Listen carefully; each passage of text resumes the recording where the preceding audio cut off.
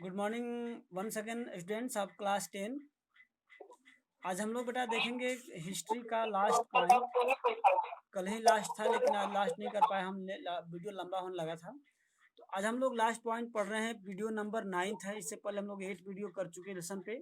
आप लोग नहीं देखें उसको देख लीजिएगा यूट्यूब से या फिर विद्यालय के ऐप से। ओके, तो आज हम लोग देखेंगे पेज नंबर 72। उषा गुप्ता बेटा अपना स्पीकर ऑफ कर दीजिए।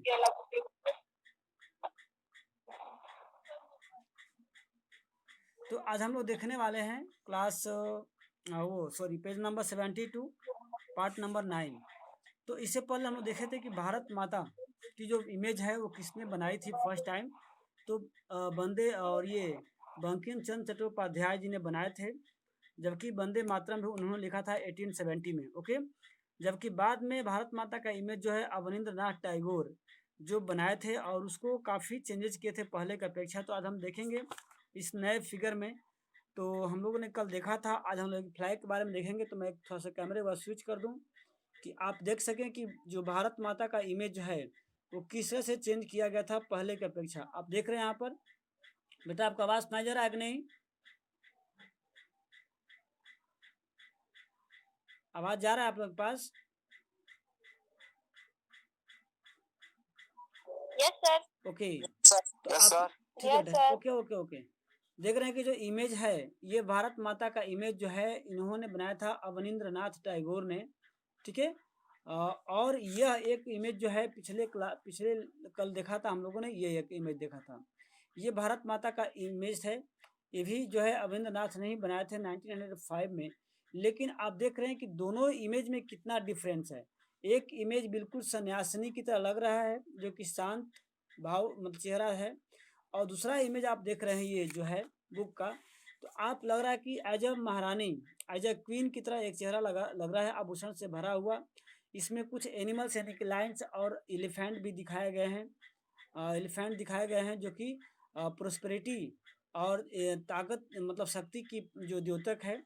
तो आप इस दोनों इमेज को देख रहे हैं। ओके, तो हम लोग आगे पढ़ने वाले हैं। कल के क्वेश्चन है पूर्णिमा त्रिपाठी का कि सर फ्लैग किस तरह से लिया गया था हमारे कंट्री में, फ्लैग की फॉर्मेशन कैसे हुई थी, कब हुई थी। तो हम लोग वहीं बात करने वाले हैं आज के मेन टॉपिक में। ओके बेटा, तो एट द नेशनल मूवमेंट आप देख सकते हैं पेज नंबर 72 का second paragraph. At the national movement developed nationalist leader become became more and more aware of such icons and symbols in unifying people and inspiring them in them of feeling of nationalism। यानी कि जैसे जैसे हमारे country में movement develop होता गया, जैसे जैसे कंट्री में जो नेशनलिस्ट थे वे अधिक से अधिक भावनाओं से या आइकन से या सिंबल से यूनिफाइंग होते गए, वैसे वैसे हमारे कंट्री की जो यूनिटी है वो बढ़ते गई और लोग यूनिफाइंग होते चले गए। ड्यूरिंग द स्वदेशी मूवमेंट इन बंगाल, बंगाल में जो स्वदेशी मूवमेंट चली थी, स्वदेशी मूवमेंट क्या है? तो स्वदेशी मूवमेंट के अंतर्गत बेटा मेन था कि जो चला था सत्याग्रह मूवमेंट या नन कॉपरेशन मूवमेंट। उसी दौरान ये भी चला था बंगाल में, जो है कि वहाँ पर जो फॉरेन गुड्स थे, जो फॉरेन कपड़े थे या फॉरेन और जो विदेशी सामान थे, उसका बहिष्कार करके स्वदेशी चीज़ों को अलाउ करने या फिर अधिक से अधिक उपयोग करने की मुहिम वहाँ चली थी। उसी को बोलते स्वदेशी मूवमेंट। तो स्वदेशी मूवमेंट के दौरान में बंगाल में जो एक कलर का उपयोग किया गया था फ्लैग का, वो ट्राई कलर था, तिरंगा ही था। उसमें रेड, ग्रीन और येलो कलर का उपयोग किया गया था। ओके, और नेक्स्ट इट हैज 8 लोटस, इसमें 8 लोटस भी थे रिप्रेजेंटेटिंग 8 प्रोविंसी ऑफ ब्रिटिश इंडिया। और उसमें रेड, ग्रीन और येलो कलर के अलावा उसमें 8 लोटस था, जो कि ब्रिटिश गवर्नमेंट ने इंडिया को 8 भागों में डिवाइड कर चुकी थी। उसको बोलते हैं ब्रिटिश इंडिया। ठीक है, वो 8 प्रोविंसियों प्रांतों में डिवाइड किया था। तो उसका सिंबल था 8 लोटस। और उसमें क्या था? एंड असर्नेंट मून, यानी कि अर्धचंद्र इसको बोलते हैं, आधा चंद्रमा को भी दिखाया गया था उसमें, रिप्रेजेंटेटिंग हिंदू एंड मुस्लिम, जो कि हिंदू और मुस्लिम का द्योतक था। यानी कि जब फर्स्ट टाइम फ्लैग बनाया गया था बंगाल में स्वदेशी मूवमेंट के दौरान, तो वो रेड, ग्रीन और येलो कलर का था। उसके बाद उसमें 8 जो है लोटस का फिगर बनाया गया था फूल का, जो कि ब्रिटिश जो प्रोविंसी डिवाइड की थी इंडिया में उसका द्योतक है। और उस पर अर्धचंद्र यानी कि आधा चंद्रमा का भी फिगर था, जो हिंदू और मुस्लिम को रिप्रेजेंट करता था। यानी कि हमारे कंट्री में दोनों हैं, इक्वल हैं, हिंदू और मुस्लिम। चल के बाद में 1921 में यानी कि 1921 में Gandhi ji had designed a Swaraj flag, Gandhi ji ने भी एक फ्लैग बनाया था, दूसरा फ्लैग।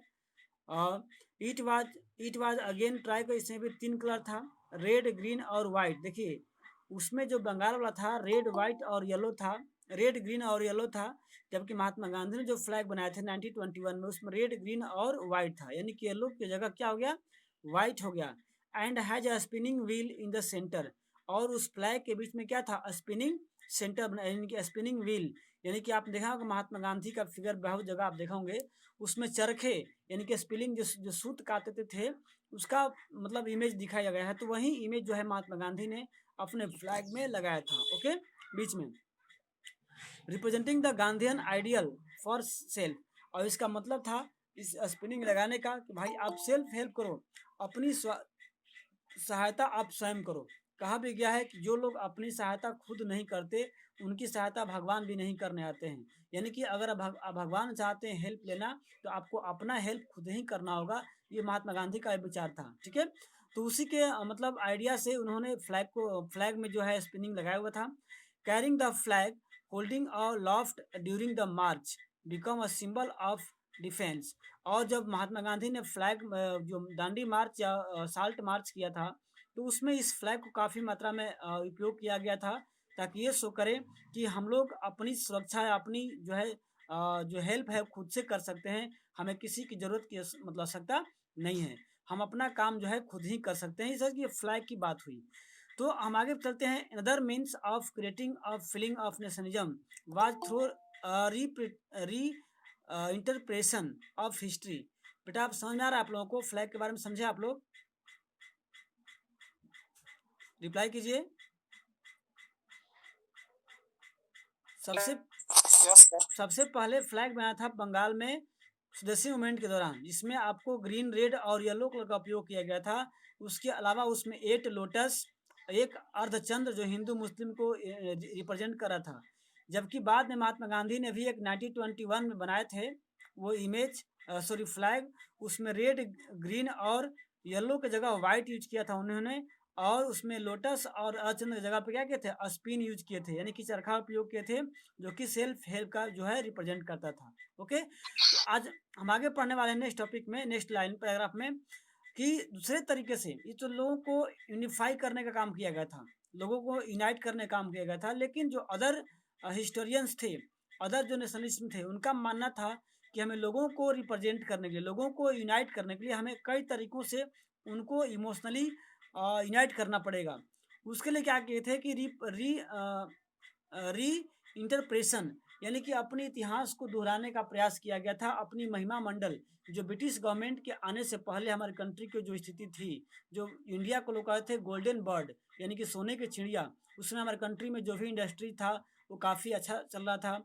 हमारे कंट्री का जो एग्रीकल्चर था या अदर्स जो थिंग थे बहुत ही मोस्ट इम्पोर्टेंट और वेल रनिंग कंडीशन में थे।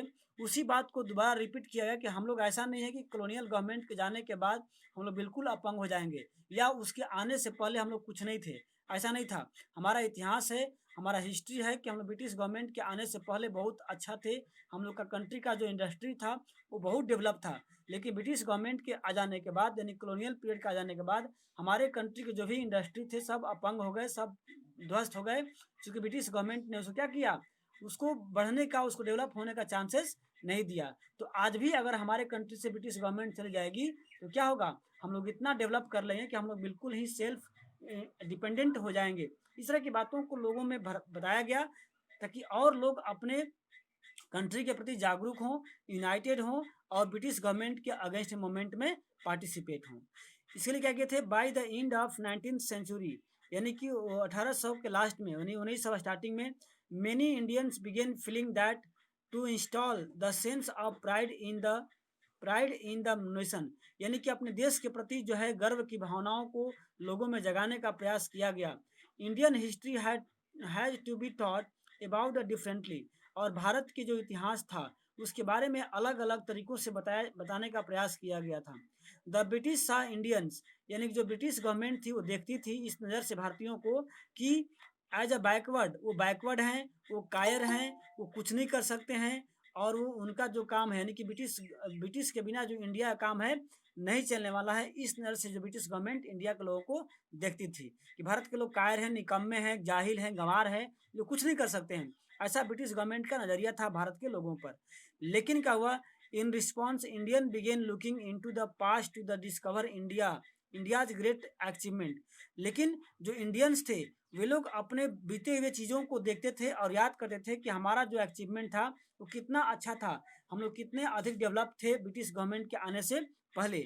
और दे रोड, वो लिखा भी करते थे about the glorious development and ancient times when art and architecture, science and mathematics, religion and culture, law and philosophy, craft and trade and florist. यानी कि वो लिखना स्टार्ट किए थे कि हमारे कंट्री में जो भी कल्चर था, साइंस था, मैथमेटिक्स था, रिलीजियस था, कल्चर था, वो ब्रिटिश गवर्नमेंट के आने से पहले कितना डेवलप था, किस तरह के मतलब फैला हुआ था। लेकिन ब्रिटिश गवर्नमेंट के आने के बाद वो क्या हुआ, धीरे धीरे वो डिक्लाइन हो गया।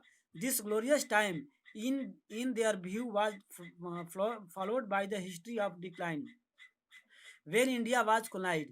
और जो हमारे इतना डेवलपमेंट होने के बाद भी जब ब्रिटिश गवर्नमेंट हमारे कंट्री में आई तो क्या हो गया, वो सब के सब क्या हो गया, डिक्लाइन हो गया, समाप्त हो गया। कब, वाज इंडिया वाज colonized, जब इंडिया में कॉलोनियल पीरियड का शासन हो गया, यानी जब ब्रिटिश गवर्नमेंट हमारे कंट्री में आ गई। तो there these nationalist histories asked leaders to take a pride in India's great achievement in the past and the struggle to change the miserable conditions of life under the British rule।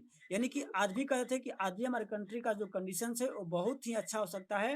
कब, जब हम पहले की तरह struggle करेंगे और तब ये ब्रिटिश गवर्नमेंट को जब हम यहाँ से आज़ाद कर लेंगे तब जो हमारी कंडीशंस दयनीय हो चुकी है, मिजरेबल कंडीशन हो गई है, और फिर से हमारी लाइफ क्या हो सकती है, अच्छा से बेटर हो सकती है।